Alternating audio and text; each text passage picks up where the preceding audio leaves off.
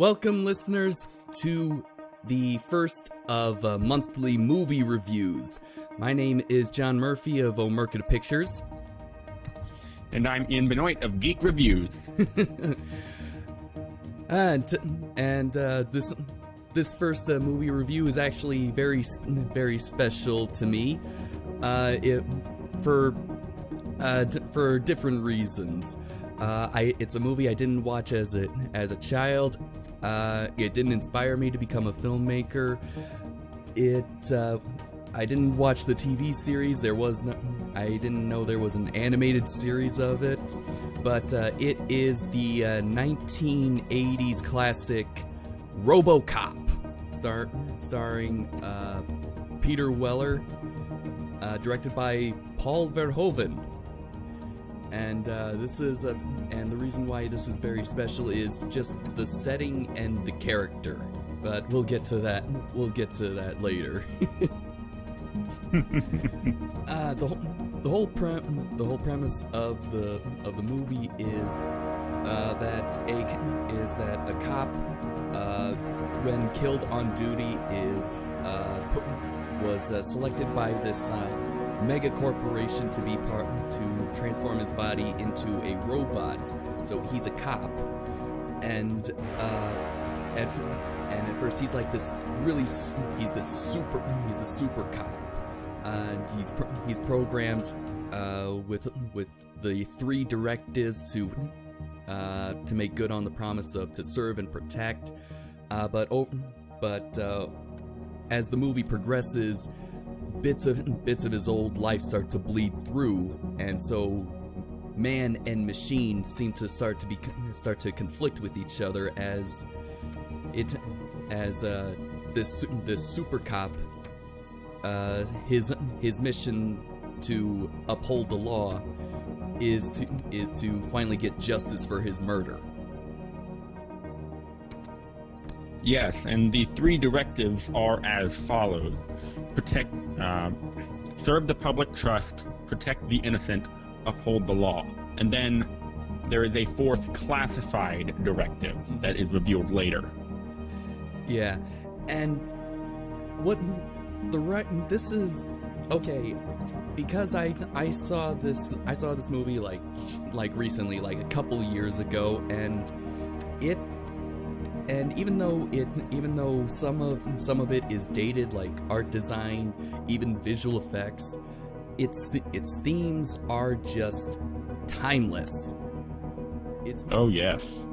And so the reason why I have a special connection with this is that it's set in the main character, his last name is Murphy, and so which is my last name. And now, normally that wouldn't be a big deal for me. I mean, I would like any character in any movie with the last name Murphy. I was like, hey, my name. But the reason why RoboCop is so special is because it takes place in Detroit. Now, my dad, when he was a kid, he actually grew up in Pontiac, Michigan, which is a suburb of Detroit. And for reasons that I won't get into, him, his brother, and his mom, my grandma, they had to move away in 1965.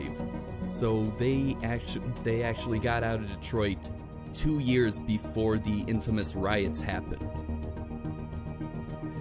And still to this day he wonders what would happen. But that's why I have such a very special connection with this movie, is because I feel like this was made for my family. Represent. Yes. So I finally get that whole representation matters. I mean, if there was a lot of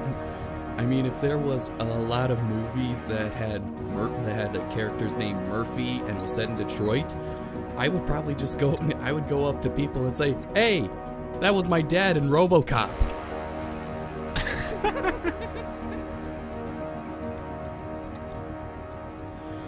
But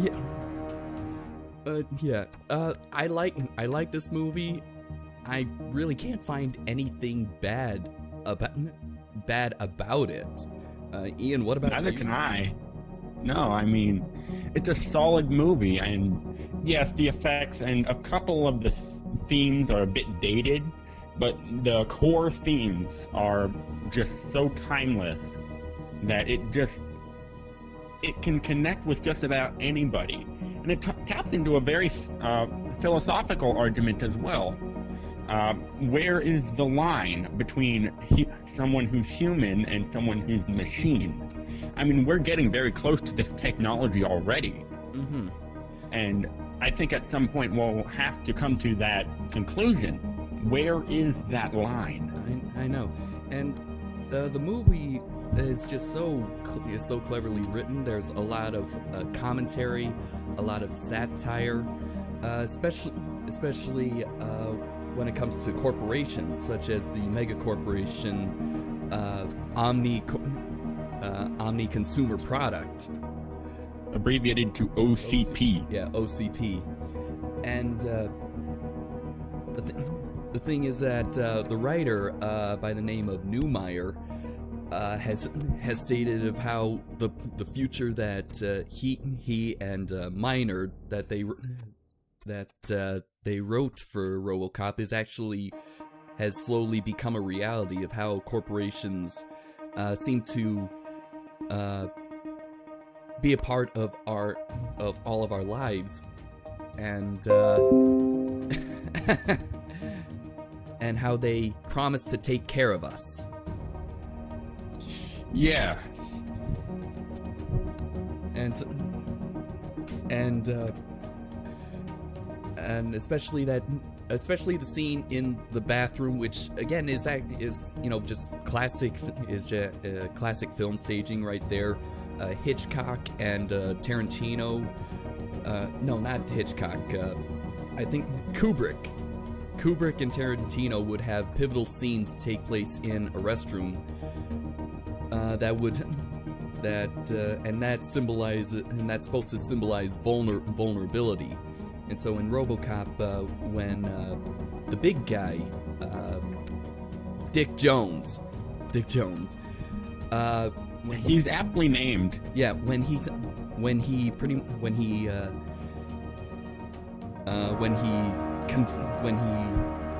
saying to Miguel Ferrer's character of how he intentionally made Ed 209. He didn't really care that Ed 209 was flawed. I mean, in the long run, there was military contracts and spare parts for 25 years. And that kind of reminded me of this conversation I had with a coworker of how Apple is so successful with their phone products, is that he says that they already have these features already in their phone. They just don't reveal them until the next model. So it's kind of like this corporate underhandedness, that kind of thing that this movie I think this movie is really great at capturing, or at least satirizing. Yeah. And I really enjoy this movie because, I mean, if we look around at corporations today, like you said, Apple and Google and things like that, they're buying out and Walmart actually. Mm-hmm. They're buying out smaller things and they're basically becoming a monopoly. And I'm gathering that's what OCP has become in this film. I mean, we don't hear of any other technology branches, and we see exactly how they entered a contract with the Detroit Police Department. They're running the police. Mm-hmm. They are the police. Mm-hmm. And that can lead to, like we said, Directive 4. Mm-hmm. Yeah, which is part of the corruption and the underhandedness. Is Directive 4 is later revealed that he's not allowed to harm any senior member of the company, or even arrest them. Yeah. and which again kind of, and there's a lot of things going on in my head. I can't organize them. But yeah. And really, on the Wikipedia page, there was also an interesting philosophy of the idea of masculinity, and I had to check to see if this actually came out recently. And no, this came out in the early 90s, of how this is a very interesting take on masculinity. Back in the days when I grew up, you know, to be a man was to be all, you know, cold and unfeeling, essentially like a machine. Which they did turn Murphy into. But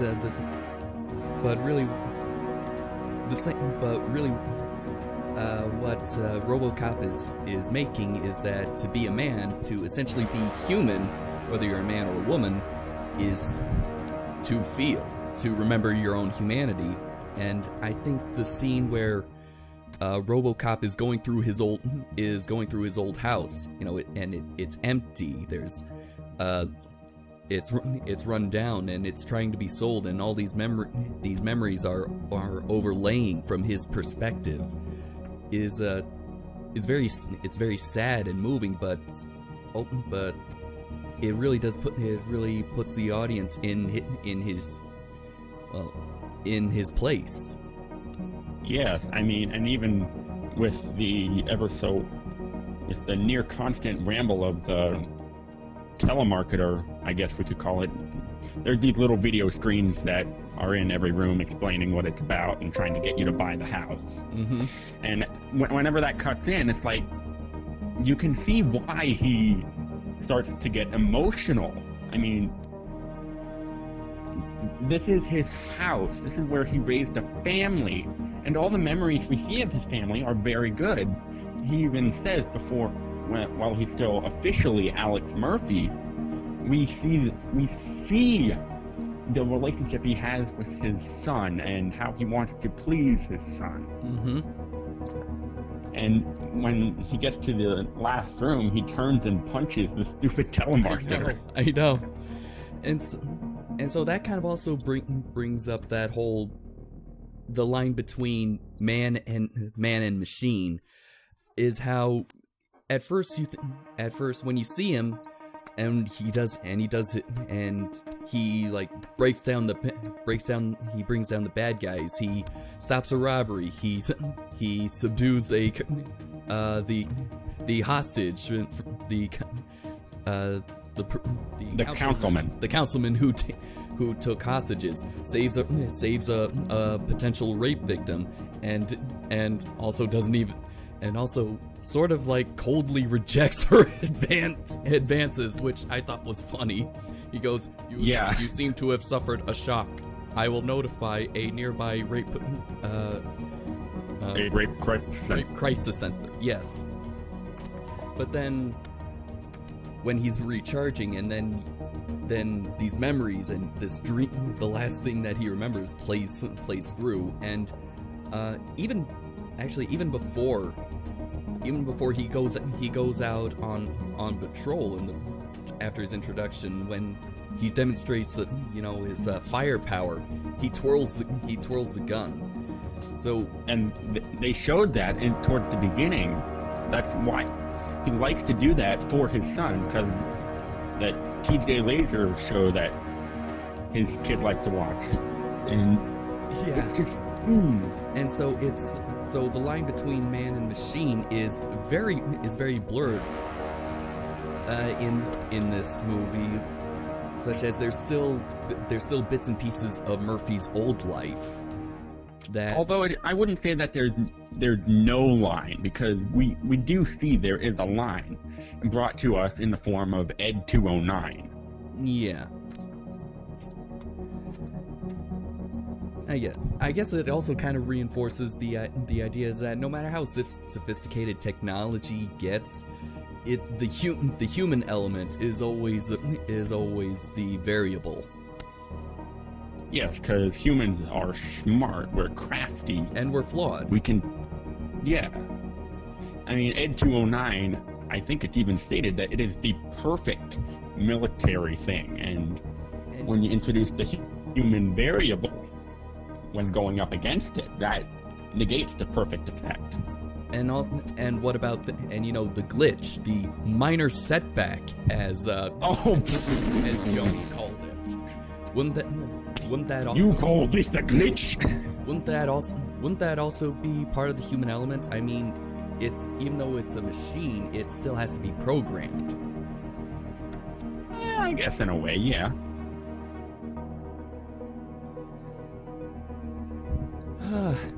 And I guess what's also great about blurring the line between man and machine was the scene in the cocaine factory when RoboCop pretty much beats the shit out of Clarence Boddicker, played by Kurtwood Smith, Red Foreman from that '70s show. My God. Oh my God, and it was just so... I love his acting in this film. So do I. It was all acted, but Kurtwood Smith, Ronnie Cox, Peter Weller, we're all very good. Even Nancy Allen as Lewis. So I'm glad that they introduced a female cop into this, because yes, we see other female cops, but they don't say much. Mm-hmm. She is a dynamic character, and we'll get to characters. We're kind of I think we're focused on themes and right now. Oh yeah. But my mind's all over the place. I love this movie so much. I know. But Now, I talked to you, Ian, about this last night. That the scene where RoboCop is arresting Clarence Boddicker is a very important moment, actually, and a very moving moment, actually, for not only Murphy but even law enforcement in general. It turns out that when they filmed that scene, or when the director was actually afraid that showing RoboCop throw a bad guy through 3 panes of glass would be seen as like too violent, or even too forceful for the police. So they actually had a test screening for some police officers, and they liked it. The reason why they liked it is because they liked seeing a cop who could do something that they ultimately couldn't do in real life. And the cops, they want to. Some of them, there are good cops. I know there are good cops, and I know there's bad cops. RoboCop is a good one, and they loved that there was a good cop who was able to do something that they couldn't do while also still reading the Miranda rights. But what was also very important to Murphy / RoboCop was that Boddicker ultimately reminds him that he is a cop, and so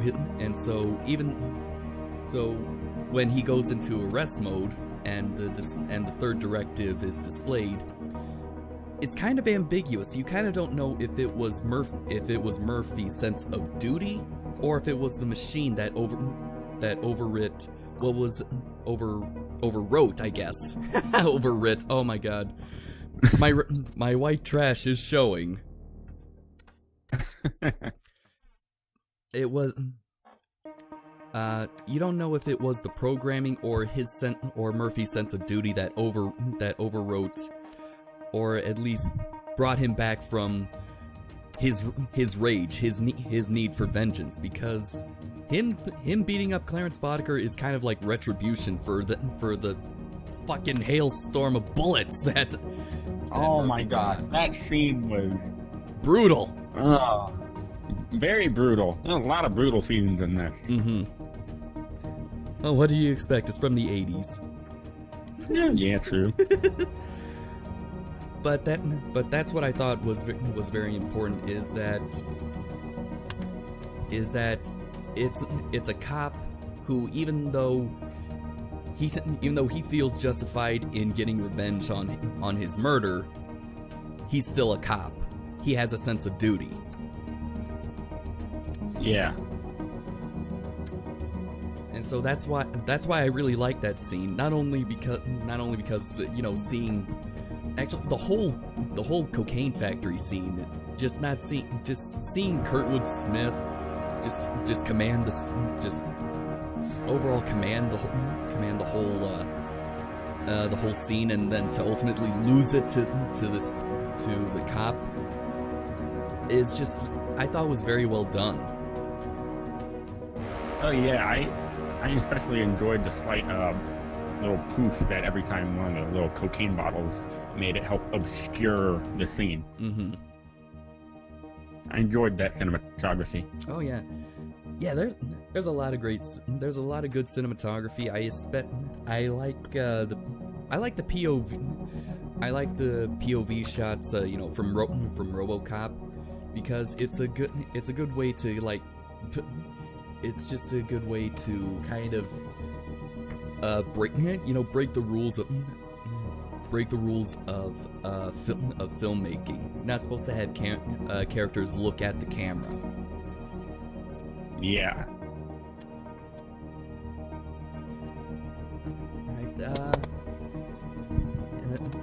Let's see.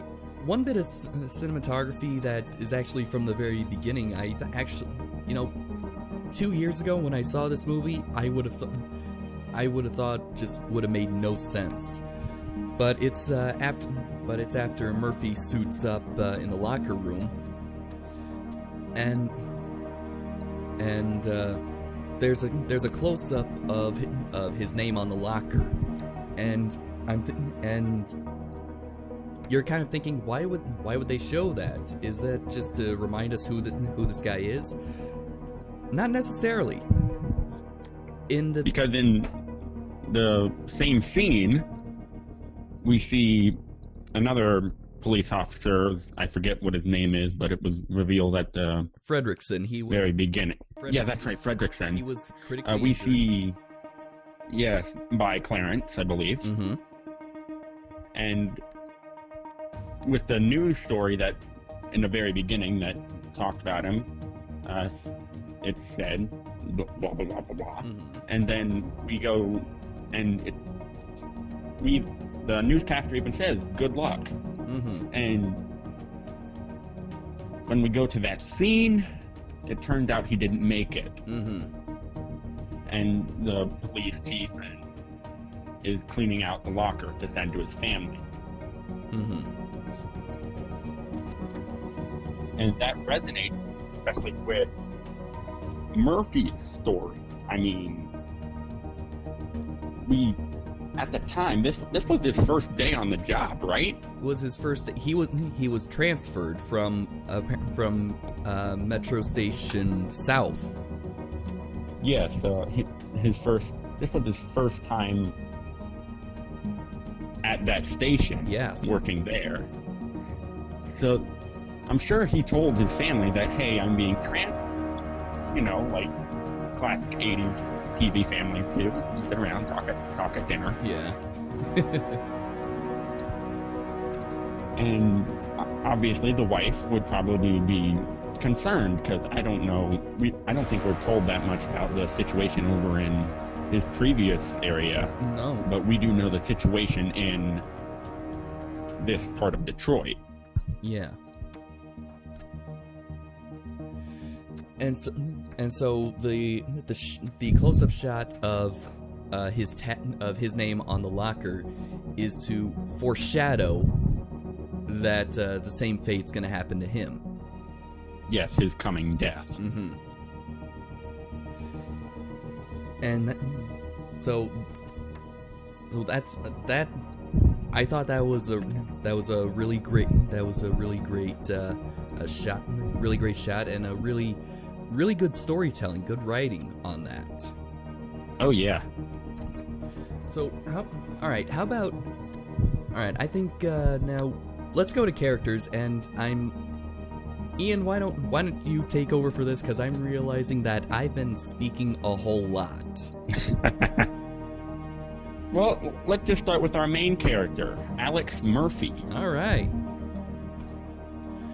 Alex Murphy is, like we said, a police officer who was transferred to the Detroit area, more than likely by OCP. Mm-hmm.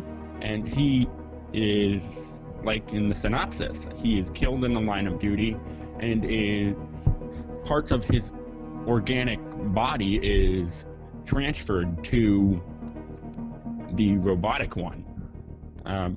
Based on what we see, parts of his brain and his face. Mm-hmm. And originally his left arm. Yeah, but the head of the robotics division, he wanted full robotic prosthesis.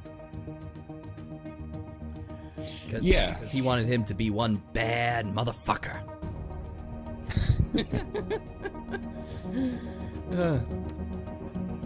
And as we progress, we see how Alex handles his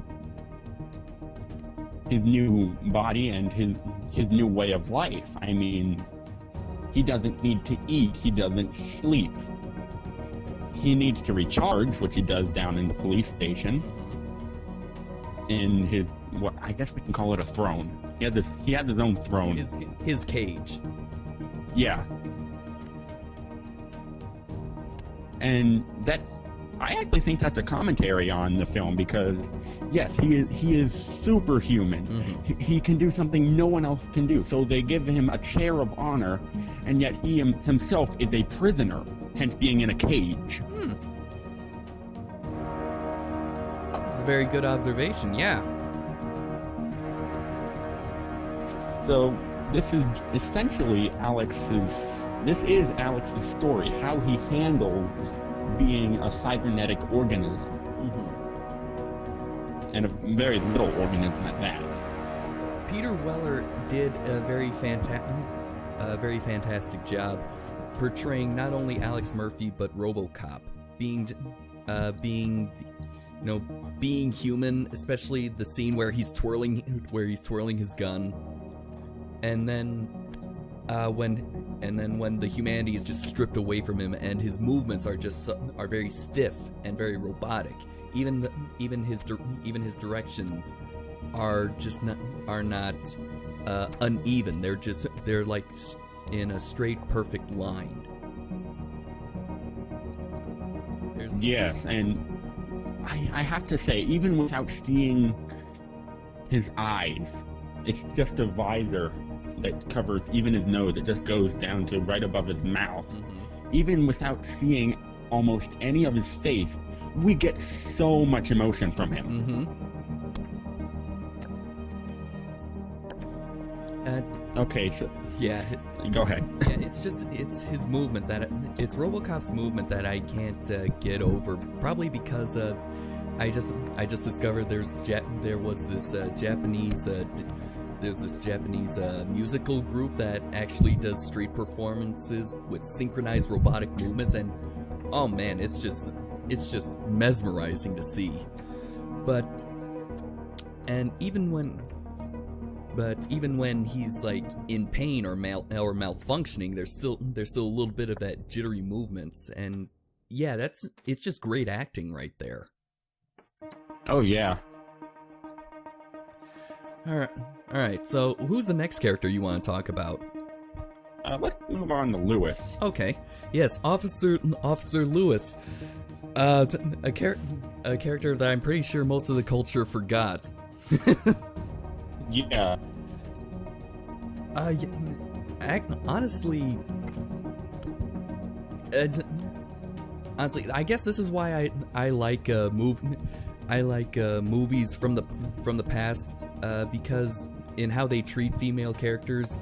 Because I think nowadays when you treat female characters have to actually act like a man, act as kind of overbearing and annoying as I guess Rambo. Yeah. But Nancy Allen's character Lewis, she gets a very good introduction. Is that she takes down a criminal that's resisting arrest. She kicks the crap out of him, and honestly, if you get the context, it's not emasculating it at all. It just makes sense. I mean, you're in Detroit. It's still healing from the riots that happened like 20 years before that. 20 years before the events in the movie, if the timeline is still intact. So you have to learn to, take down people with your bare hands if you have no weapon. You got to learn to fight.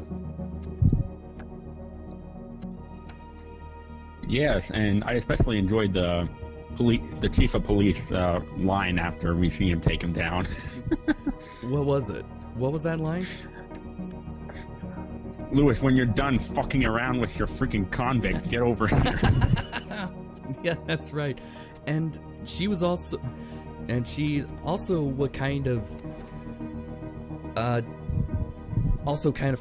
further get she's also what helps RoboCop try to get a link back to his own humanity.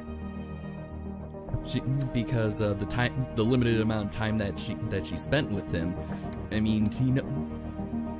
she got to know him briefly, but she's the one who ultimately brings him back from the machine part.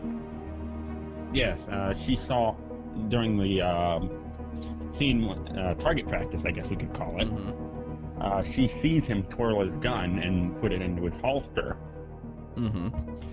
And which he actually does flawlessly as a machine, because during his human stage he was still practicing it. Yeah, and he was still pretty good at it. Yeah. And she rescues him when he's shot at by the SWAT team. She helps him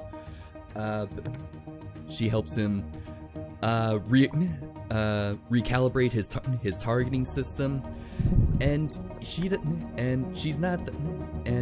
even when they're going out on patrol for the first time, and he takes over the driver's seat and pretty much says, I like to drive when breaking in a new partner. And she doesn't take offense to that. She has this look that says, okay, I'll humor you. She's, and also and even in IMDb, when Nancy Allen was actually cast, she originally had long hair, and she had to have it cut shorter and shorter until it was just right, according to Paul Verhoeven, because he wanted to desexualize her. He didn't want her to be like that over-sexualized piece of eye candy for 80s people. And so that's what I like. That's how you write a female character. That's how you write a strong female character. Same thing of how you do it for Wonder Woman. Oh yeah.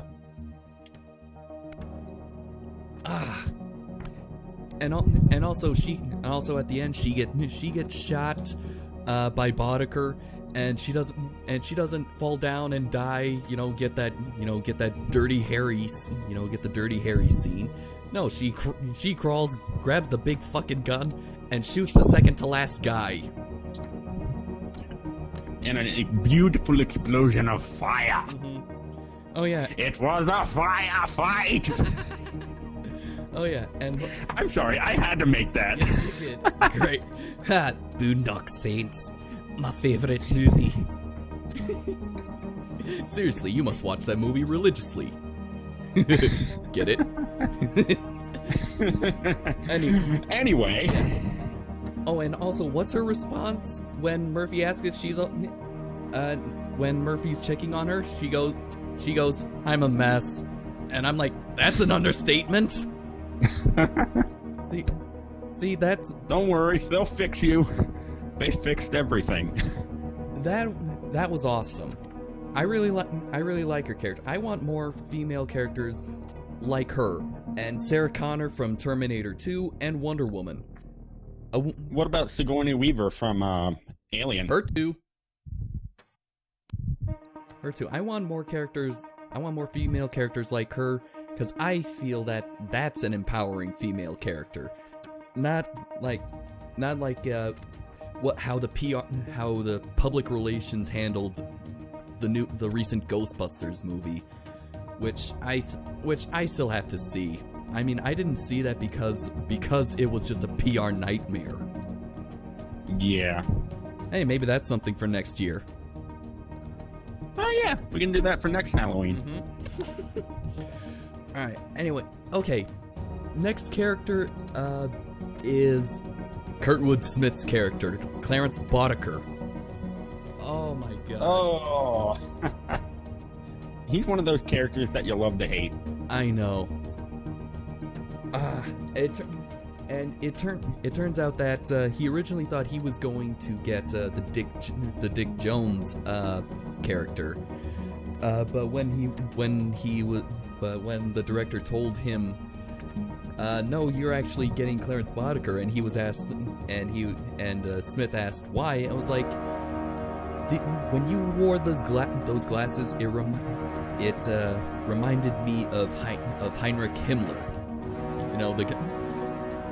The guy, Hitler's right-hand man. And Verhoeven actually grew up very close to where the Holocaust happened. Yeah. And according to Smith, he was okay with that because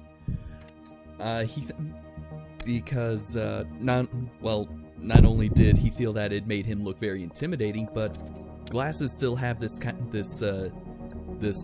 social cue of intelligence, and so it and when you watch Boddicker and how he just commands the room, you can't take your eyes off of him. You don't, and especially the scene with him and Dick Jones is that you don't know who is actually in charge. Oh yeah. I love it.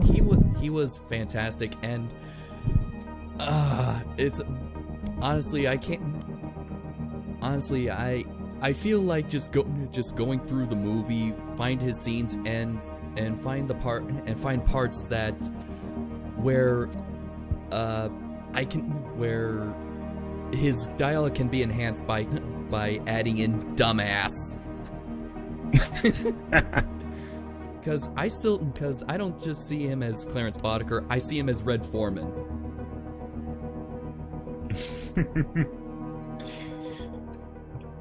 Yeah, he did a great job in this movie. I loved every one of his lines is near quotable. I know. Well, almost every one of his lines. I know.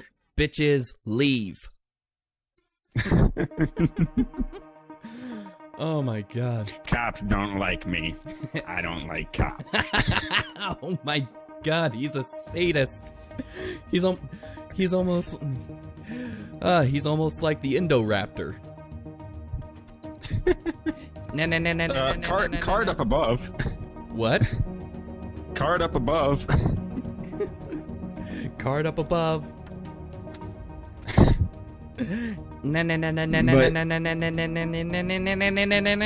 Bam! Good God. He's such an ass. I know.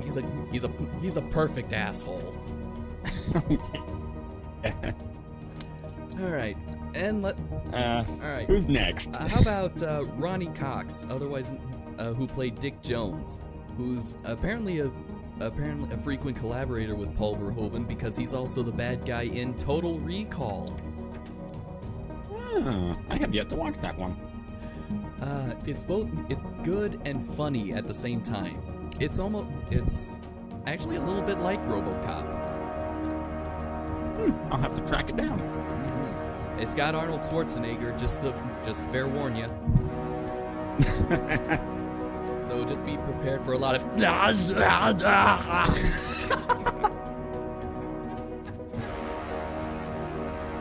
Anyway, Dick Jones. Is just a perfect asshole too. You know, Oh yeah. He's the corporate asshole to Bodeker's street asshole. Yeah. Although he's not, you can actually kind of see where he's coming from in some scenes, because he had this whole plan that would make him and the company a lot of money, and it just gets kicked aside due to a technical glitch. You call that a glitch? And yeah, and Pretty much everyone in this movie from the corporate, except for the man upstairs, is an asshole. well, and that's and by the sequel, you know, everything's back to status quo. Even the head guy's an asshole. Oh yeah. But anyway. And apparently also has a young lady friend as well. Oh boy. And Well, maybe we'll get to that one at some point. yeah. Anyway, Dick Jones is, you know, there's really not much to him. I mean, yeah, he's a corporate asshole. He really doesn't care about you know, perfection, as long as it doesn't cost the corporation money. And again, I guess I really do like, again, the scene in the restroom where he's all up in Miguel Ferrer's face. I forget his name, his character's name. Oh yeah, the young asshole. The young asshole. But the scene where he kind of, you know, where he recounts his experiences to Miguel, and also says, he says, yeah, I used to call the old man too, like old fart. One time I called him asshole, but there was respect. And so with that scene, I don't know if he was referring to, you know, Miguel talking behind his back, or what, but you can kind of see it. Whereas Miguel's character kind of just like slid under the radar, which is, you know, that's what happens in corporations. Yeah. But then when you feel like you're all big and bad, I'm the cock of the walk, there's gonna be someone there to just bring you back down. I guess it's the classic Icarus moment. Oh yeah. Don't fly too close to the sun. Your wings will melt and you will die. And Dick Jones is the one that takes advantage of Directive 4. Actually, he's the one who pretty much programmed it in, or he had the people, he had the developers program it in. Yeah. He called it a little insurance policy. Can't have our creations turning on us now, can we? Yeah, but you can kind of see there's a hint of pride that he has. He likes that he's number 2 at OCP, so he's very proud of his position, and he's proud of the steps and lengths that he had to go to pretty much to not only work his way up, but even slash throats. Yeah. Which again, his death, he get okay, yeah, you haven't seen Total Recall, but his death is just really hilarious and over the top, and also, oh my god. So, I can't wait for you to see it, buddy. But ultimately, when I just remember that line. It's just a long fall from the top, and so not only does he die by falling, but his career and ultimately his life ended from a fall. Yeah. Dick, you're fired. Thank you.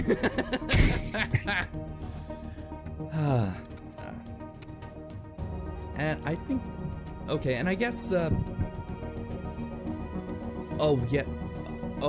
I was actually gonna go on to Miguel Ferrer's character, which I just remembered was Bob Morton, but then I just remembered another moment that was also in the restroom about just the overall intimidation that Jones has, is that when they find out that he is in the restroom and he heard everything, everyone clears out. Everyone runs. And even the guy standing next to Bob actually stops going to the bathroom. I mean, he doesn't even. I mean, and there's just like a little urine stain in front. He wasn't even fully empty. He goes, shit, Jones, gotta get out of here. See you, Bob.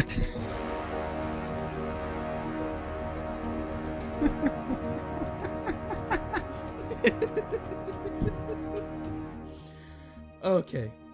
Alright, I think that's all I can talk about Dick Jones right now, at least until we think of something else.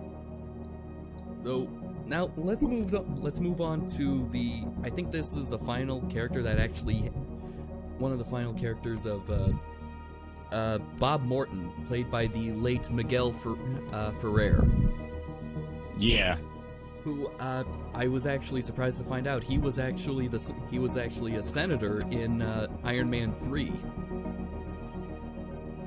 Oh. He was the senator, and he was the one that had the daughter in the wheelchair with the missing leg. Ah. Okay. Yeah. And so Bob Morton apparently he's actually written as a very sympathetic character, because he's young, and so he actually wants to prove himself to the head of OCP so that he can actually get higher up. And so he's the head of the robotics division as kind of a contingency plan, because the head of OCP actually heard about Ed 209 having technical problems, and so he wanted something to fall back on. Yeah. So after the disastrous but hilarious result of Ed 209, so hilarious that it actually got referenced in Family Guy. Present hall pass. Right here. Second request. Present hall pass. So he takes the opportunity to just. Yeah, he sees an opening and he takes it. That's a direct quote. Mm-hmm. And I liked his sports analogy, is that Jones just fumbled the ball. I was there to pick it up. And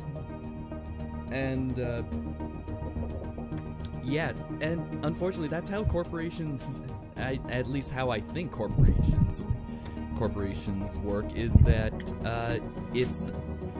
even though there's a group of people and some of them are on teams, it's ultimately cutthroat. If someone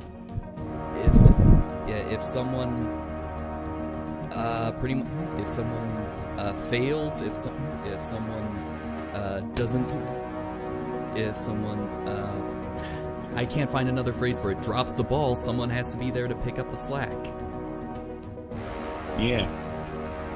But it's Bob Morton's hubris that that gets him killed. Is that because he's now and ultimately that's also what makes him human as well, because anyone who works a basic job, a minimum wage job, or even a retail job, when you get your paycheck, you're like, yeah, I'm on top of the world, and then the next day you're like, where'd my money go? Yeah, I guess that's what makes him a very sympathetic character, is that he wants a chance to prove himself. He takes it, and he gets too big-headed, and and unfortunately the bear that he poked actually has more power than him, both corporate and financially, and with connections as well. Yeah.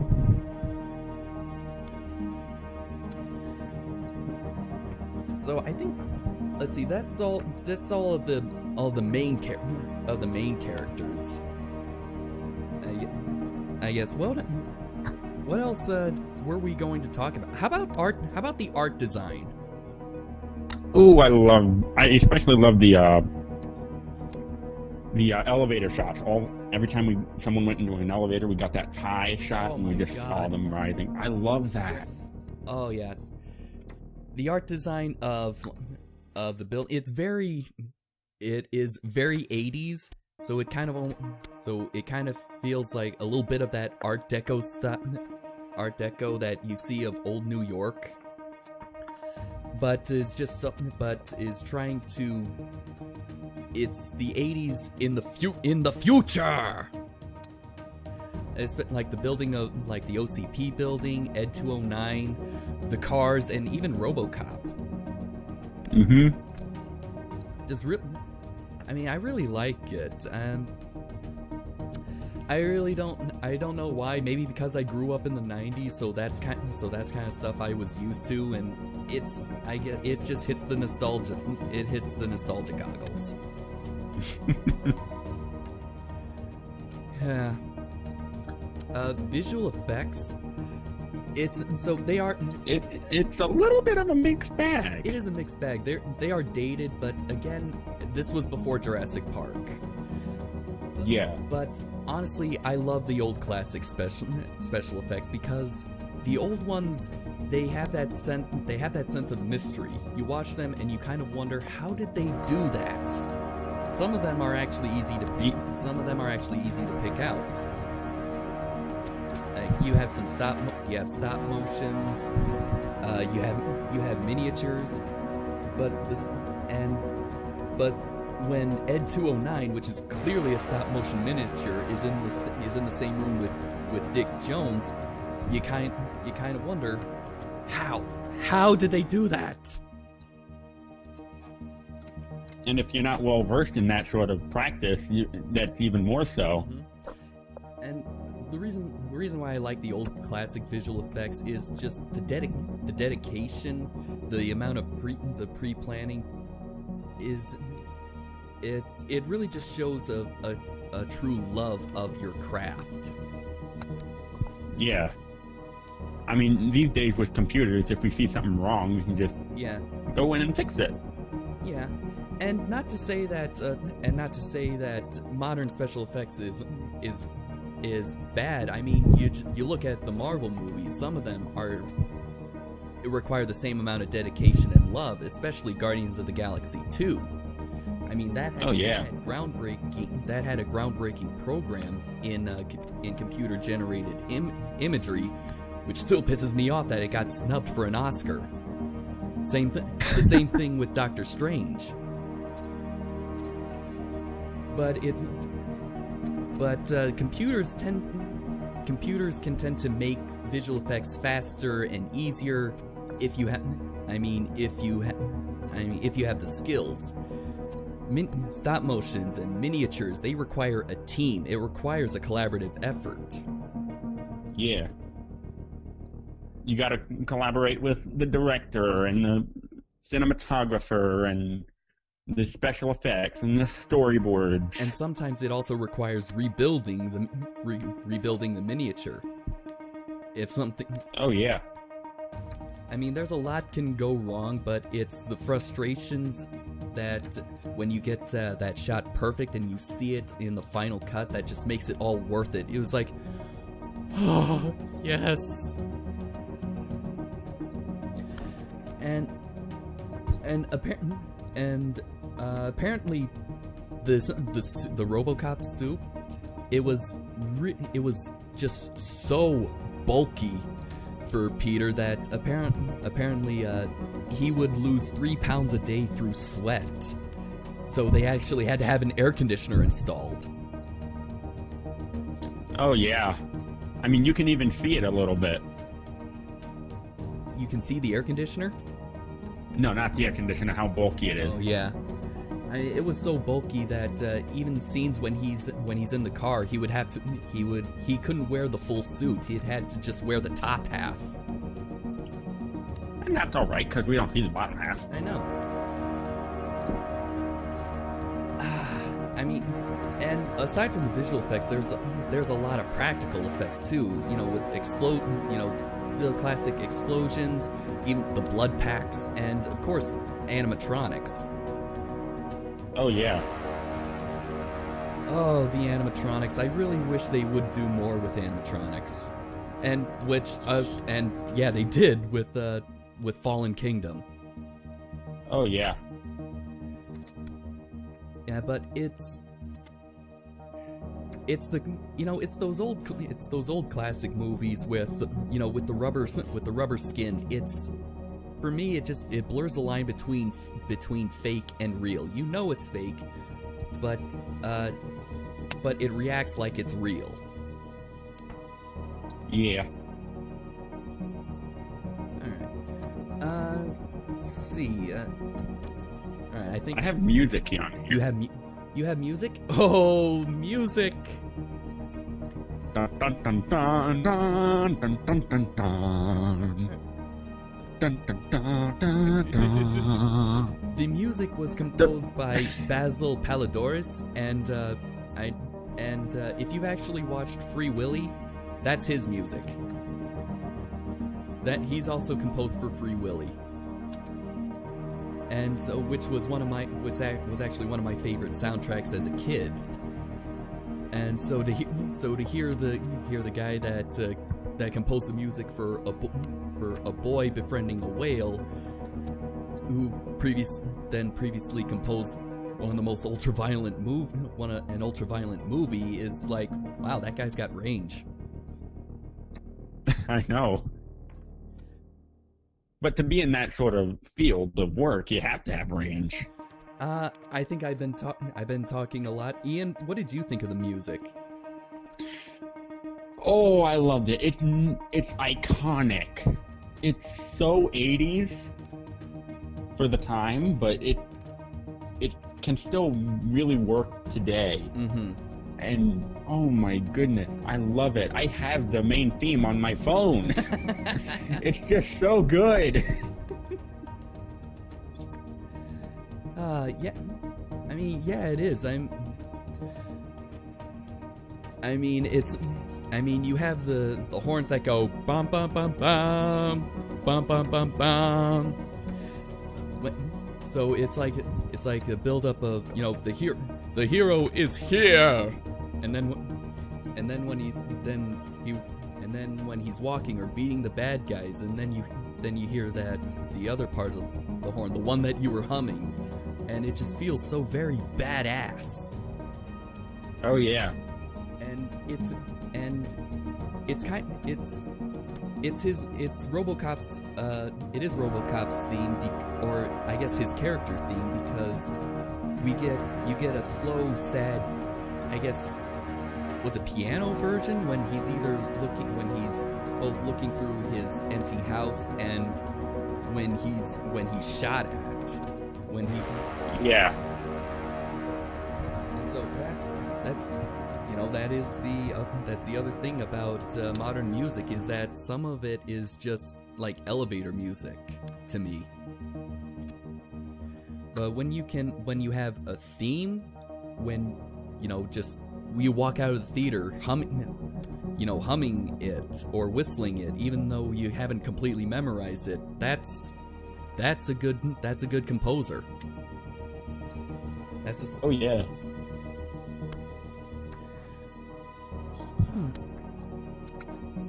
Alright. Oh boy.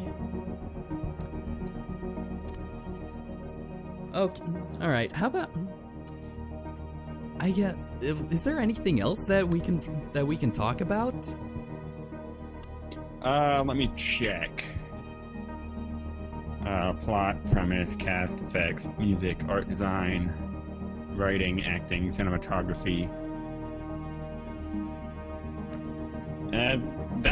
I think that's it. I have on here real life robotics and how we're progressing towards it, but okay. I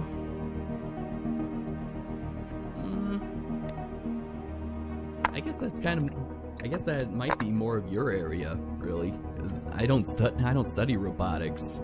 I have a very basic knowledge, but I guess I like this. Oh, I guess we can also talk about the satire. Oh yeah. Or, I guess our favorite moments. Okay, yeah, let's go with favorite moments. Okay. You go first. Okay. Let's see, favorite moments. There's a lot of good ones. I think the one when I first saw this movie, I decided the one that that first comes to my mind is the one that made me laugh so much, and that was the councilman with the hostage, and that's kind of.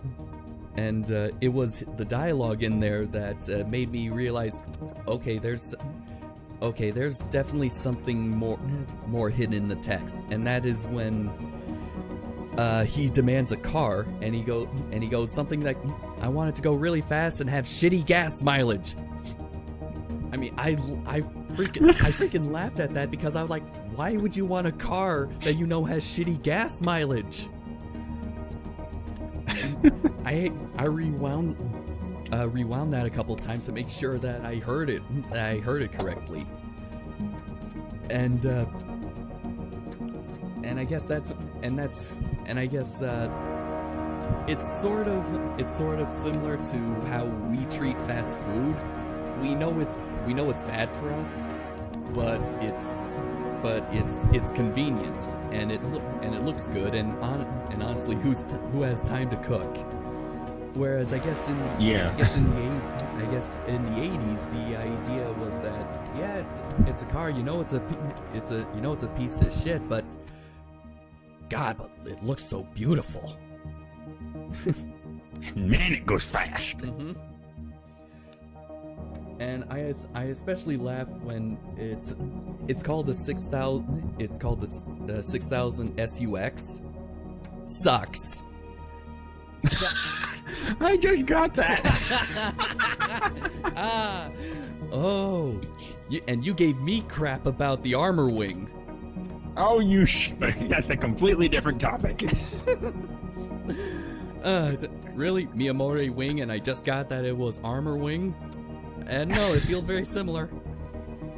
No, but all right. Hey, I'll give you credit for that payback. I deserve that one.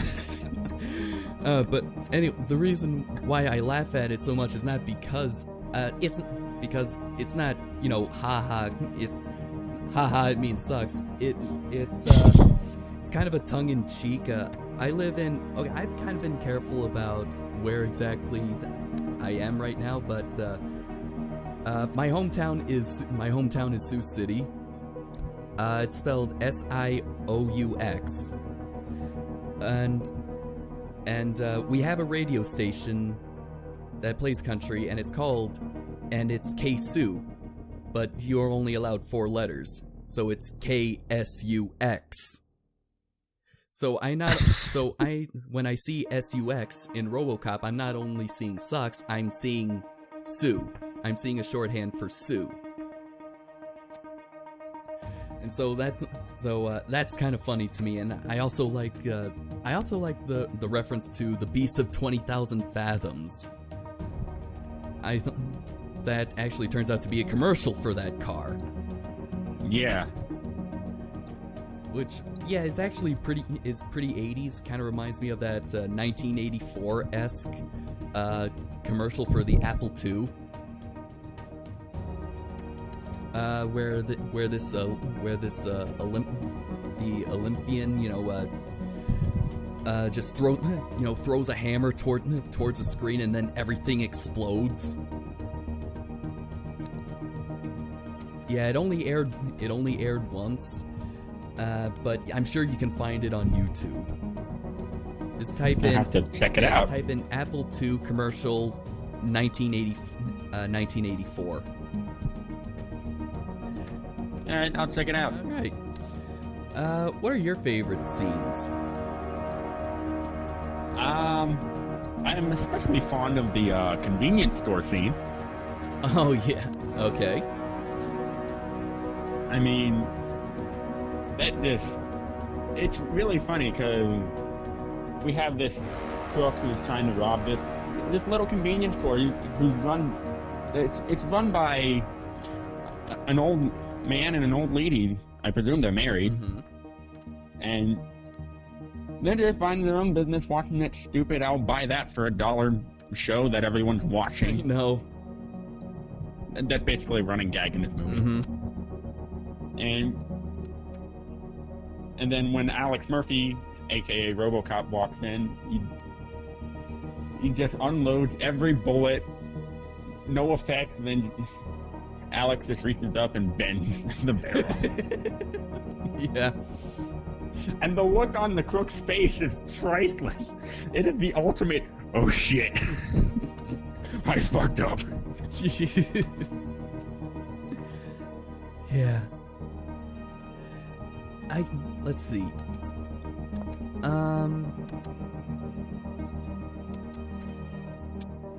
See, I guess another scene that I like.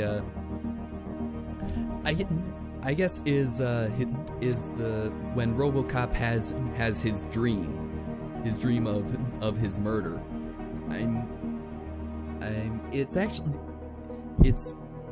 It actually builds up very well. It starts out pretty slow, and then it just kind of speeds up, and Peter Weller's like doing all these very jittery movements, and almost like he's kind of like being electrocuted, which is actually not that too far-fetched. I mean, neurons and circuitry, they transmit electricity. Yeah, that's what runs our bodies. Mm-hmm. And then when the final bullet hits, I mean, everything just stops. And that's kind of also what leads to the gas station scene when RoboCop faces the ginger on the bike. Let's see, what does IMDb call him? Emil. That's his character's name. Emil, and he says the line when he was human, and it sparks a memory, and just the look of fear on his face is very well done. Oh yeah. All right. I think now we're actually approaching the end. So, Ian, I think I'll take a page out of your book and bring up. What do you think the legacy of RoboCop? Ah, yes. For me, I don't know, because to be honest, it's a timeless classic. Even though it's, I don't know, what, 30 years old? Over 30 years old? Something like that? I think about over 30. Came out 87, right? So about... Yeah, I have 31. 31 years. So, I mean... It's not as universal of a classic. It's more along the lines of a cult classic, sort of. But it's very good, and I think it can teach us a lot, especially in this day and age, with where we're going and how to be human. Mm-hmm. it. I think its legacy is actually timeless and is actually a very important part of Detroit culture, even if it might not have been filmed in Detroit. I recently found out that a few years ago, there actually was a Kickstarter campaign to actually build a RoboCop statue, and they're actually in the process of building it right now. Oh yeah, I heard about that. It's going to be in the Detroit Science Museum, and RoboCop is apparently one of the best sci-fi movies of the late 20th century, and it's very important to Detroit, similar to how Rocky was important to Philadelphia.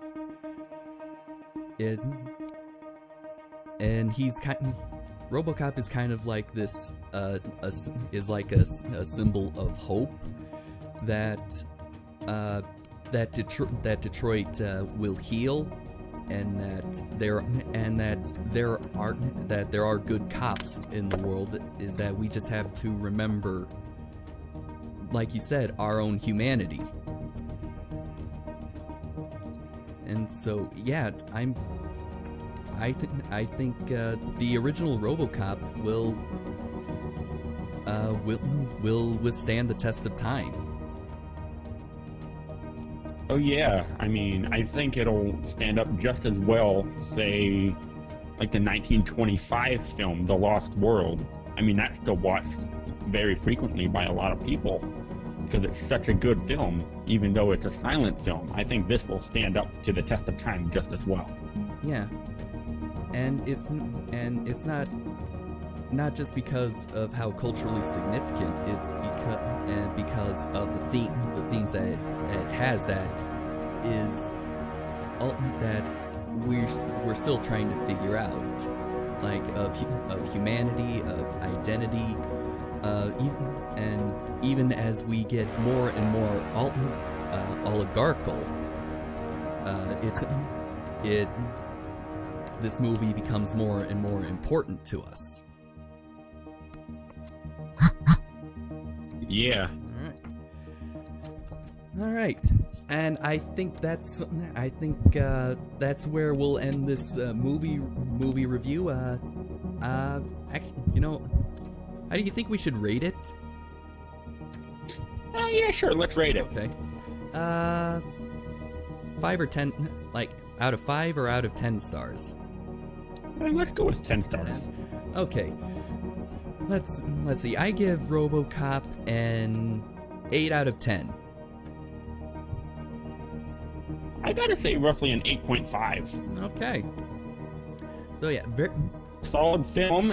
Holds a very well, good thing. Messages and decent special effects. Mm-hmm. Let's see. Good writing, good commentary and satire, and as well as a concrete plot and very great acting.